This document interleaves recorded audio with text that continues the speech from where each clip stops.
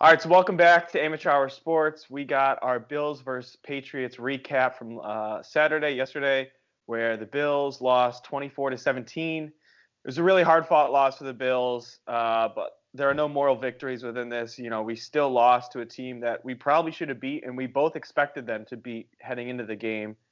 I don't know. What are your thoughts overall? Yeah, it was a tough one to swallow. I really thought the Bills were going to come out and punch him right in the mouth, but that wasn't the case. There are some things we can take away that were positive, but I think there was some points of improvement which I'd rather have right now in the season than doing it in the playoffs. So we'll dive deeper into some things that the Bills should improve on, but overall, Bill Belichick outcoached Sean McDermott and McDaniels, made more adjustments than Leslie Frazier. I think you can kind of narrow it down to that. Yeah, I totally agree. I thought, especially defensively, because going into this game, we thought the Bills would have an edge with their defense versus Patriots Yeah. offense. Hmm. And frankly, Tom Brady and Bill Belichick and Josh McDaniels, they just executed their game plan way better than the Bills did. And Yeah. Brady, it just felt like, had all day to throw. He was, just dinking and dunking the defense. They got Sony Michel involved early, and they were like effectively running the ball with him. Yeah. Um, it really showed in the time of possession, I think, because the Oh, Bills yeah. the Bills had the ball for 21 minutes compared to the Patriots having it for 38 minutes, and that just means defense is on the field, Yeah. Tired players are much more fatigued, more mental mistakes. You and it know. hurts the Bills offensively because they could never get in a rhythm. But let's keep it Yeah. to the defense. Um, what'd you like from Brady and I guess the whole offense? I thought, Brady was just picking apart that zone. I mean, the Bills just kept running zone for some reason, and Brady this whole year has been getting the ball out so fast, not trying to take hits, and he just had it all day underneath. And I think Edelman kind of killed us early on, and then he got hurt. But when he came back, I mean, he's just running freely through the middle, and it's easy, especially when they established the run too. So play action was working really well. And I just think, you know, the Patriots utilizing their running backs like out of the backfield for throwing, just it's tough, for linebackers. Matt Milano did not have as good of his game as he's had before. A couple missed tackles. Poyer and Hyde both had a couple key missed tackles. So Yeah. it was not tuned performance, if you could say. There was definitely some tackling issues, which cost a couple first downs that were key for the Patriots. Yeah. Bills overall, I just thought, and this goes back to our coaching point. They made no adjustments, Yeah, throughout the game. They never pressured Brady. I don't know why they stopped blitzing. I think the blitz was working so effectively for them the past couple games, and I can think of like a handful of blitzes that they actually dialed up, and it was predictable. It was like third down, and Brady just picked them apart. Um, yeah, and they would like the blitz on the Rex Burkhead little thing out of the backfield. yep, It set it up perfect. It was just he was like lulling the Bills defense to sleep. Kind of just like small game, and then Bills, all right, bring pressure on third down. All right, let me run this screen or let me yeah, throw this little thing out of the backfield, and there's nobody there, and it's right. like, come on. And it felt like that the whole game too. It was just like I thought. I mean, we talked at halftime. We called each other at halftime and talked. And I really was like, okay, the Bills have to make some adjustments here because Brady Yeah, has all day to throw. He wasn't yeah, sacked once the entire day. Which yeah. I mean, it's hard to sack him because he will get rid of the ball, throw it in the ground, whatever, or he'll throw it to no one. Which is so no, I hate that. That he'll throw it to absolutely nobody and not get a intentional grounding call. But Yeah, um, that's beside us. but they made no adjustments throughout the game, and I don't know why they went away from. I mean, you can say like maybe they didn't blitz because Brady would pick them apart even more, but at least try that. Like change it up something. And then Edelman, I mean, like you touched on earlier, he was out a good portion of that second half, and then it just felt timely. It was like right when the Patriots needed a drive, Edelman comes back in, just carves up the defense. He put that sick spin move on Yeah, Poyer, I which was, know. I mean, honestly, bad tackle, bad approach. Um, and like once he came in, you just sort of knew it was like that was the drive that they were going to bring it down the Yeah. field and score. Yeah. Kind of hitting on what you alluded to earlier about the blitz. They even lost Cannon, I think one of their guards, Yeah, and yeah, he's out for the game. Why didn't we exploit that? Why didn't we bring some inside pressure with Trey Edmonds or Milano? But I didn't understand why that was not a thing. But you hit on it perfect. Edelman just coming back in after that injury, it's just like it was like set up like the narrative almost, you yeah, know. yeah. It really It's was. just like it just seemed like a classic Patriots. They're down and they get their guy back and he just makes some big plays. And kudos to you know for them to get that. But yeah, but kudos to Brady and that offense for taking it to the Bills defense that just didn't seem like they wanted it as much as the Patriots. Yeah, yeah, I agree. It was I was gonna say slow start, but they did have that forced fumble in the very first drive, and I was like, Yeah. okay, like maybe the Bills will show up. But from there on, it just felt like the Patriots were in control the whole game, and it was sort of like a bend don't break mentality for the Bills. Just giving up yards, like getting run up and down the field, but only forcing them to field goals and stuff. Yeah. So, sort of what we expected. But Brady, I mean, he completed nearly 80% of his passes.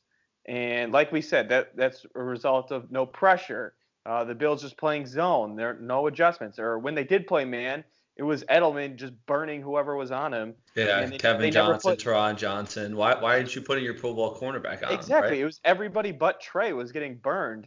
And I again another adjustment. It's like why didn't you at least try Trey White on him a couple times? Or like Edelman had 5 catches for 72 yards, and it was just and those stats don't really pop out at you, but those were like on crucial third downs or It was like oh yeah, it was always a third down it was play. always third down. It was always like when the Bills needed a stop, Brady goes to a safety blanket, Julian Edelman, and he carves us apart.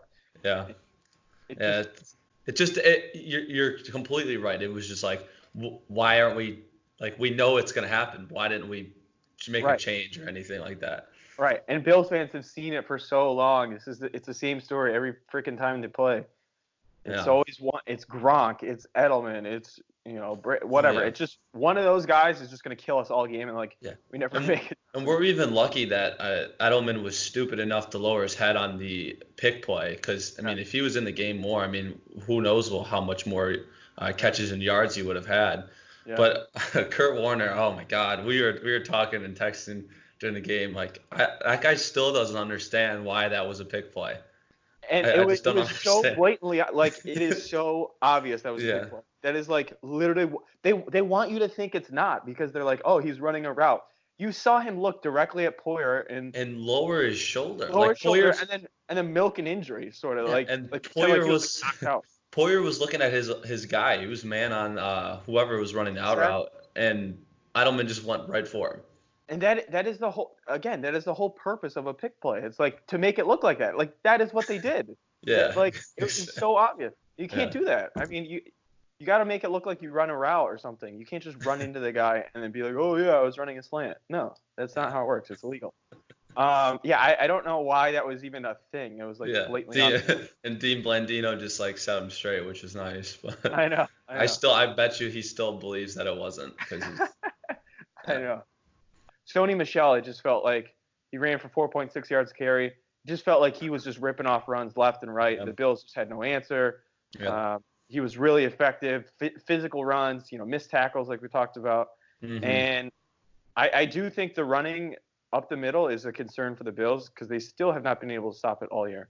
Yeah, no, that is it. Honestly, whenever Sony Michel got the ball, it was like he would like cut once, like a little lateral cut, and he'd just find a seam, and we trust our linebackers to come fill that, right? Obviously, I mean that's football 101 to fill. And when we're getting missed tackles from Tremaine Edmonds and Matt Milano, because they're the ones filling the hole, it's like as soon as that happened, they're running their receivers downfield. There's nobody there. There's nobody Mhm. there to tackle. That's why he was getting like 7-8 yards of carry. I mean, Yeah. that's exaggerated, but like he was It felt cranking like out it, those though. runs. Yeah. Yeah. That just leads to the play action just being more effective for Tom Brady. Yeah, and talking about you just talked about play action, how just think about from a linebacker perspective, you come up and you miss a few tackles for big plays on the for the running back. And now the next time you see a run, you're going to come up even harder because you're like, all right, I can't make this mistake again. So now you're taking your first step hard or downhill, play action right behind him, Edelman right behind him. So it like there's a psyche behind it. Yeah, 100%. I couldn't agree more, honestly. That's what makes Brady so dangerous is that he goes so hard on those play fakes, and when Milano and Edmonds are missing these tackles, Michel's ripping off these runs, like you just said, it's like that makes it so much more. They're like, okay, I got to stop the run. Oh crap, it's a pass, and then by then Brady's already gone. And he's so good at just finding that window and getting it out fast too. So it's like you're screwed. When you break it down, just like X's and O's, it's like you got to get off. The D line has to get off the blocks. They have to, the linebackers have to fill. It's just like a full team effort for the Bills to stop that run and then stop Brady. And it just felt like I don't really know that anybody truly stepped up on defense and made the plays. And that's probably why they ended up losing. However, it was not all on the defense. They held us in it for most of the game. It was tied at halftime. It was 10-10. But I thought Josh Allen. He flashed signs of eliteness, some throws that only he can make, a few quarterbacks can make. And then other times, which was probably the majority of the game, it was just like I just felt like he couldn't hit anybody. And it was like, that's when his inaccuracies, I thought, really showed, especially in the first half. Yeah, I 100% agree with you. You can characterize Josh Allen by two ways: fourth quarter and not the fourth quarter. Yeah. He just, he's not bad like the whole game, but he's not doing anything. And he's really showing us in the fourth quarter with these great drives what he can be. So he's putting a lot on himself for the rest of the games. Like, if he has a great fourth quarter drive, now we expect that the whole game next time. And when we kind of get disappointed because he's not really producing. I mean, he had that big touchdown pass in the third quarter and that big touchdown or the big pass to Dawson Knox at the end of the half. Right. And, those were kind of before that big pass to Knox, he really wasn't doing anything. The offense was looking terrible. So it's just like you need to put together a consistent game. You don't have to do like, you don't have to play like you did in the fourth quarter the whole game. But I want to see, like more flashes of yourself and drives. You don't have to every drive. You don't have to make those throws that you did in the fourth quarter, but you need to make plays to like simple throws to move the chains. And he was not moving the chains in like the first, second, and third quarter really. I completely agree. I mean, look at these stats for the Bills offense in the first half. And keep in mind, most of this yardage was on the final drive right before the half. Yeah. They had 109 net yards on 24 plays compared to the Patriots, who had 215 yards on 40 plays. So it's like the Patriots literally doubled offensive production versus the Bills. And like you said, like he doesn't have to be fourth quarter Josh the whole game, but here and there, like you need to extend drives. You need to, convert on third downs, get us in field goal position. And it's so frustrating to watch because, like you said, we see the potential. There's so much potential, and he flashes it here to there. And, I mean, keep in mind, he's 23. He's our age. He's my age. Are you 23? I'm 22. 22. Yeah, he's our age. It's like I couldn't imagine being in his shoes, but it's and like he has to progress and he will progress, but just right now it's so frustrating to watch. Yeah, it honestly is kind of frustrating because you're like, holy crap. Like that last drive, he was making those throws and I'm like, yeah, like we're going to win this game. Like we're going to go or at least go down and tie it. And you're like, what is that the whole game? Like you can't just play like that, like you're down. Like he has all these game-winning drives in the fourth quarter, which is, cool. But it's like that's not really that impressive of a stat because that means you're down. Like you're not right. You're down, and it's not even to like great teams. I mean, like think about Bengals early in the year, the Jets. But like when is he ever going to take that step and just put a game away in the third? Like, just absolutely establish his dominance on a team and just crush their hope. That was what I was hoping in the third quarter. And especially after the John Brown touchdown, I was like, all right, we got momentum. And then this can also go back to the, the factor of being outcoached. Dabo just, absolutely played way too conservative in the third quarter, I Yeah. thought. Absolutely, Yeah. two drives in a row, 3-and-outs right after that John Brown touchdown. Right. And Yeah, yeah, and you're not going to beat the Patriots that way. I mean, and let's give Josh some credit. I mean, that's the number one defense in the league in my mind, and I think yeah, you would agree too. So, as much as we're harping on it, like, I mean, if he put them in a position to win the game against the number one defense, and um, sure, but that was almost expected heading into this. Like, we know we can hang with these guys, and so to go back to your original point, like you're right, like we need more from Josh throughout the whole game. And yes, the play calling was passive. It just felt like we were just playing not to lose, just like it's passive football, relying on the defense. And I don't know why we would, considering the Patriots just, I mean, I didn't feel like we truly ever stopped them on defense. yeah. And to like go back to the Dabble point, I mean, think about that first play they ran after the Knox catch. We burned the timeout. We only have 14 seconds or whatnot before half, and the first play he chooses is a rollout to the right with Right. no timeouts. Like, what are you doing?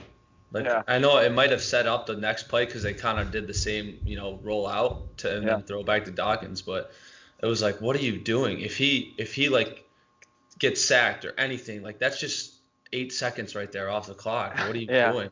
And then the end of the game, the first down and first and goal, and he runs Josh on a quarterback keep to the left. Like, what are you doing? Just give it Yeah. to Singletary and bust it up the middle or something. Right. If you're gonna run the ball, run it with Singletary, Yeah. not with Josh. I mean, yeah, we can criticize Dable's play calling. I think it's not even necessarily his play calling. It's just like his play design and like his inability to get other players involved that aren't named Cole Beasley and John Brown. And maybe that's Josh too. But I mean, I was watching the Rams Yeah. 49ers game I was just about to ask you, right like, after the you game. have that, we were texting about that. And McVay and Kyle Shanahan's ability to get their tight ends involved and like other skill players involved, it's like, and first of all, Jared Goff, the way that they called the game with Jared Goff was exactly how the Bills sort of approached this game. He was doing these long stretch play actions and like rolling back. He was getting him outside the pocket and like getting him on the run and getting other players Mhm. involved. It was such a good game plan, and which is why the Rams were up so big. And credit to the Niners for coming back. But the way that they called the game and designed these plays, it's like you have an athletic quarterback like Josh Allen, who quite honestly doesn't even love throwing in the pocket. He likes getting outside more. Like you Yeah. use his legs more and try to get other Yeah. players involved with tight end Mhm. screens or you know Yeah. Oh my throwing to God. the running back. It's First off, like I don't even think we ran one screen yesterday. I don't think we did Not either. one. And they blitzed a ton. I mean, that's on your coordinator right there. Your coordinator, like Josh McDaniels did it to us. Hey, it's a blitzing down. Hey, Yeah, why don't we throw a freaking screen or something like that? right. But no, Um, you're 100% right with the Rams style offense. I believe that Jared Goff has a lot of similarities to Josh Allen for sure. yeah, And if we had like a mind or somebody like that who could just, because obviously we know how good Jared Goff was last year, and nobody kind of had that. McVay was unknown a little bit, and so yeah, that might have also helped. But they just put together such a well-oiled machine, yeah, and I feel like our plays are a little sporadic. You can never really see, like, if you have a good coordinator, you can almost tell what they're setting themselves up for. Like what kind of path that they're going down.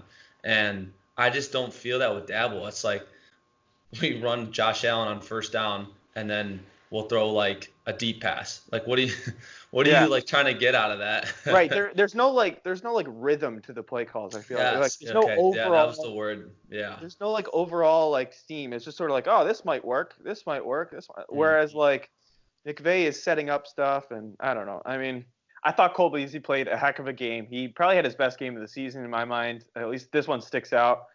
He had 7 catches, 108 yards. He had that 28-yarder that was awesome. He's coming off a couple game stretch there where he had some bad drops and some untimely, lack of plays, and I thought he bounced back awesome in this one. And Other than that, though, I mean, John Brown had the sickest move on Gilmore. That play was awesome. I think Oh that was yeah. probably Josh Allen and John Brown's best play of the year. He had Gilmore in a 360, and rumor has it. Wait, hold on. Gilmore still has not found John Brown. He still can't locate him. Yeah, he's still doing circles right now. Yeah. Yeah, Um, that was awesome. that was a sick move on the presumably best corner, maybe second best now. Second, yeah. Definitely second. But no, when that play went off, I was like, oh no, oh no. They timed it out perfect. They had a blitz to come on the it was like a naked boot throwback. Yeah. And as soon as Josh turned, those two guys were right there. I was like, oh no, oh no. And Uh, then he kind of made that little step up and got it off. But I don't think a lot of quarterbacks could make that throw. I mean, that is purely arm strength. yep. Yeah. Yeah, and Josh, and he did have a couple of those throws too. That other one of Yeah. Cole Beasley on the last drive, where he's just rolling to his right. Rolling Cole to Beasley's the running. left. Yeah, throws like on the run across the body, almost Yeah. hits him like, I mean, like we said, Josh Allen, he shows those signs of elite quarterback play, but we just got to see it more often, I guess. So John Brown had that one play, but again, and we harped on it last week. I was concerned going into this game. I was like, there is no number 3 target, like nobody. And sure, Dawson Knox had that one catch, but that was his only catch. Same Yeah. with John Brown. It's like they had one catch. John Brown had a 53-yard catch. Dawson Knox had 33-yard catch. Like, we got to be able to get another man involved other than John Brown and Cole Beasley. Yeah, it's definitely like on the comparative side because I think I've talked about this before that I thought the Patriots have like a similar offense to us in like personnel, Yeah. and it just seems like Brady without Gronk, Edelman has really stepped up in that void, going over the middle, and we have not established that, and I don't know why. I think Yeah. like the way that the Patriots used to play with Gronk, we could easily do that with Dawson Knox. Yeah. I think we could really play you're saying, action, like, up the seams. Yeah. attack the seams. Even just over the middle. We don't even have to go deep. It's like, just get it to these guys in space. Yeah, next year I hope we really like figure out how we want to use him because he's talented and he's a big body. And especially if we end up not getting a big body receiver for some reason, like he's got to step up, and the coaches need to utilize that. Yeah, they need to utilize him more. Going back to my point about the lack of getting someone else involved, just for comparison purposes, the Patriots had they had 6 players with more than 3 or more catches. The Bills had 1. And I mean, that is just, honestly, Brady does this so good. He lets his players make plays. He gets the ball to him, even if it's like a check down. It moves the chains 3-4 yards. Let them break a tackle or something. Like, and then that'll move the chains. And it just seems like if it's not like more than like a 10-yard play, like Josh and the Bills just can't make it. Yeah, that's 6 different receivers that you have to game plan for. That's 6 different players that are getting in the groove and knowing that they're getting the ball. Like if you only have one player who's getting majority of the targets, as obviously you've played receiver, you kind of like when you run your route, you like subconsciously are like, I'm probably not getting the ball, so I'm probably not gonna move or get open or try to get open is good. But yeah, like 6 different players. That's why they won the game. That's why they had almost double the amount of offense as we did. We're a one-trick pony if you think about it. Yeah, 100%. And the last thing I want to touch on with wide receivers is Isaiah McKenzie and like how they use him. I do like how they use him, like getting him in space and doing these little flip plays to him where he can use his speed. However, if we're just going to use him one time a game, we should not make him active for one play a game. And if you do want to, I like using like the speed on the reverses and stuff like that. But use that with Robert Foster. Robert Foster can do the same thing. He's just as fast and he's bigger and provides more to the offense, I think. Or Duke Williams because he actually can block and he's also a big body guy. Right. Well, that's my point with my Isaiah McKenzie. It's like if we're just going to use him one play, just forget about it. Just make him inactive, make Duke Williams active, and then, then that opens up like so much more for our offense. I feel like. I just don't Yes, think you could Isaiah run some. McKenzie. Why don't we run receiver screens, like quick pop screens? Get Duke Williams out there, block up the Block. cornerback. Like, I don't understand that. Right, and it's just like simple yards and a simple throw for Josh. Yeah, I gets his don't know. rhythm going, his confidence. Yeah, I mean, there's so many things we can, you know, Yeah, we can but it is. nitpick. It's just like it's so obvious. It's just Yeah, try it. yeah. I mean, that's just simply the passing game. What did you think about Devin Singletary's performance? Yeah, I thought the first half he was great. He had 7 carries for 34 yards, and I thought we were establishing a run that's close to 5 yards carry. Um, and I think that gave us some good balance, even though it was tied at half, but I didn't think we were moving the ball passing game wise. But then you flip it over to the second half, and what he finished with 15 carries for 46 yards. That means in the second half he had 8 carries for 12 yards, Yeah. which if you can't establish the run, especially in the second half, that puts the whole game on Josh Allen's shoulders. And Yeah. again, just sort of is the whole thing like never got into a rhythm, never really moved the ball until the fourth quarter. And I still think he's probably our best playmaker. Yeah. How many catches did he have? 0 or 1? He had one. One catch. He had one catch. Compared to how many did the One Patriots have? catch for 2 yards. Rex Burkhead had 4 catches for 77 yards. James White had 4 catches for 24 yards. Sony Michel had a catch. But yeah, I mean, they just use so many different options, and like Josh needs more options. You can't just rely on Cole Beasley and John Brown. And John Brown, for the most part, was taken out of this game by Gilmore. So it's like Yeah. It's like what really just Cole what are you Beasley. gonna do? Yeah. Like Cole you Beasley can't. himself isn't going to beat the Patriots. Yeah. No. No. Not a chance. Especially a defense like that. Maybe if it was another team like the Jets or the Bengals, but that's not gonna beat a team that's playoff caliber. These are the teams that we're gonna be seeing in the playoffs. I mean, we Yeah. gotta start looking at that. Like, how are you gonna refine your offense so that we can not make these mistakes again? And I mean, it's gonna be interesting to see in the playoffs and see like against these like Houston or whoever we play in the first round if we really do look in and make these adjustments. Mm. Yeah, for sure. I don't know. I mean, we're saying a lot of negative here. We're frustrated. It was a very frustrating game. Emotionally draining loss. That's Emotionally draining. 100% sure. Yep. And as bad as we thought, some of their play calls and stuff were, it was a one-score game against the number 2 seed in the AFC. And let's keep in mind the Bills are still playoff bound, which still feels nice. It's that game perhaps maybe didn't mean so much in the standings or seedings or anything, but I think like emotionally, yes, like that was a game you wanted to win if you're the Buffalo Bills. Let's just be real, like on like a general sense. They went into halftime 10-10, so essentially 0-0 against the New England Patriots, and the Patriots had about double the amount of offense they did. Yeah. So let's be real. It could have been 100 times worse. So Yeah. we really proved that we bend don't break. Right.